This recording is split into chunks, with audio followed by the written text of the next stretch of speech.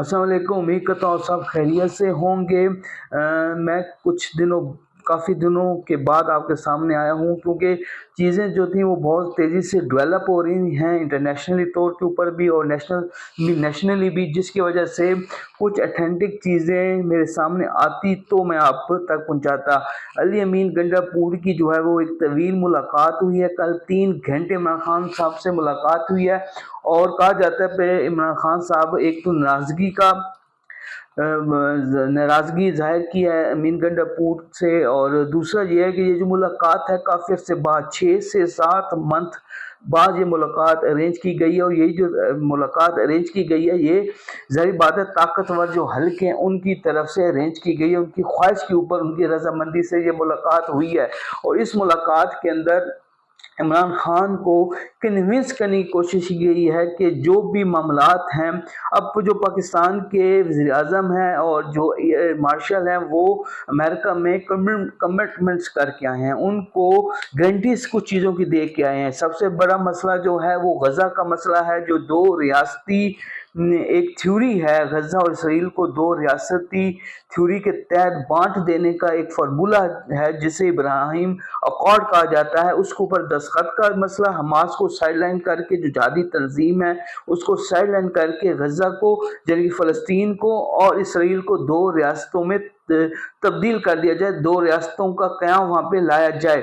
एक वो फार्मूला है जिसके ऊपर अरब ममालिक तकरीबन तमाम अरब ममालिक जो हैं वो रजामंद है। सऊदी अरब जो सलमान बादशाह हैं सलमान, वो भी ऑलरेडी मेंटली तौर पर रजामंद हैं, लेकिन वो चाहते हैं कि पाकिस्तान भी इस चीज़ के अंदर इन्वॉल्व हो। फिर MOU भी साइन हुआ, उसका मकासद भी बैकडोर जो थे पीछे जो बैकअप पे थे वो यही मकासद थे कि कल को अगर सऊदी अरब इन दस्तखत करता है इब्राहिम अकॉर्ड फार्मूले के ऊपर, उसके ऊपर दस्तखत करता है, तो पाकिस्तान क्योंकि उनका स्ट्रेटजिकल पार्टनर बन गया है, एक MOU दिखावे के लिए साइन किया गया है, तो पाकिस्तान भी इसको कबूल करेगा।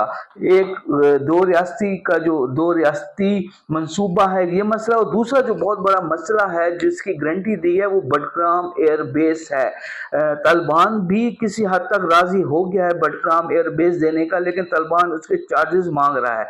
जो चाइना है वो बिल्कुल नहीं चाहता कि अमेरिका जो वो वापस दोबारा आए अफगानिस्तान के अंदर, इस खत्े के अंदर। तो वो मामलात भी एक ऐसे मामलात हैं जिसमें अमेरिका को गारंटी दी है पाकिस्तान ने कि हम आपकी बडगाम एयरबेस लेने में भी मदद करेंगे। और जब तक पाकिस्तान मदद नहीं करेगा, फिजिकली मदद नहीं करेगा, स्ट्रेटजिकली मदद नहीं करेगा, तो अमेरिका बिल्कुल भी बडगाम एयरबेस जो है वो अफगानिस्तान से वापस नहीं ले सकता। तो ये दो मेन हॉट इश्यूज हैं जिसकी गारंटी दी है पाकिस्तान ने। अब ये जो एक तरफ ये चीज़ें चल रही होंगी, ये चीज़ें आगे की तरफ बढ़ रही होंगी। कल रात को भी डोनाल्ड ट्रंप ने बयान दिया है कि जो मेरा दो रियासती मंसूबा है गज़ा में फ़लस्तीन में अमन लाने के लिए, मशरिक़ वस्ता में अमन लाने के लिए, उस पर शहबाज शरीफ साहब और एयर मार्शल जो फील्ड मार्शल हैं आसिम मुनीर साहब वो मुत्तफिक हैं। तो नीम रजामंदी कहीं जाहिर कर दी है पाकिस्तानी जो अशरफिया है, पाकिस्तान के जो लीडरान हैं उन्होंने।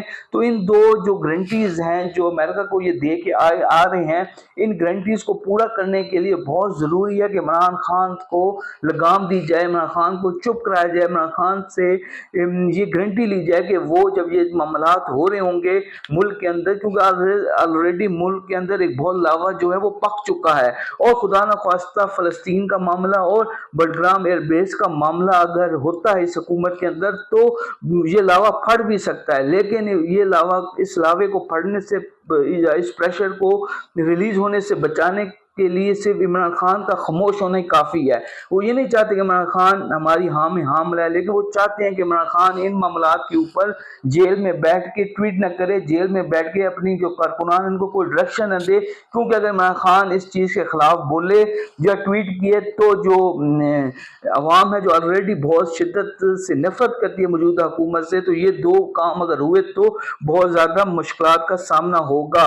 एक फार्मूला और आया है कि टोनी ब्लेयर जो हैं جو سابقہ وزیر اعظم برطانیہ کے 2 یا 3 دفعہ رہ چکے ہیں، ان کو ایک غزہ میں کونسل بنائی جائے گی، باڈی بنائی جائے گی جس کے اندر پاکستان بھی شامل ہوگا. ایون دین جو مجھے سننے میں آیا کہ پاکستان کی آرمی بھی تعینات کی جا سکتی ہے غزہ کے اندر، فلسطین کے اندر امن کو قائم کرنے کے لیے.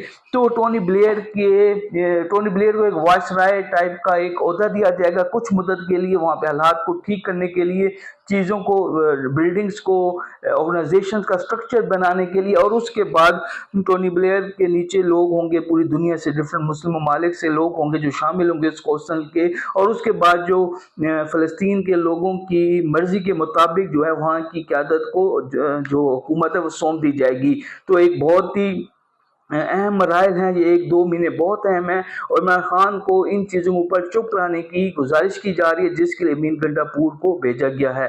بہت شکریہ.